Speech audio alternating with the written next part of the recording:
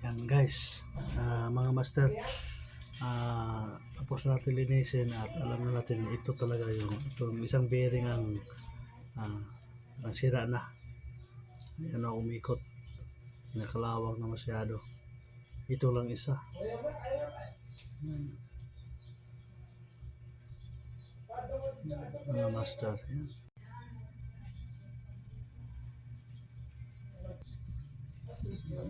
Malinis na mga master. Malinis, lumaliban sa isang bearing natin. Ito isang bearing natin, kailangan na palitan. Kaso wala tayong bearing ngayon available.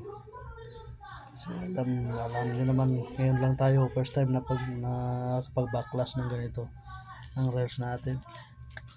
Kaya for the meantime, balik lang natin muna. Ito nga pala yung gamit natin, no? Malinis na. Saka wala akong yung grease natin, item lang yung grease natin. Item lang. Ordinary. Kaya sa susunod na lang. Yan. Susunod, paghandaan natin. Magpa-class ng rails.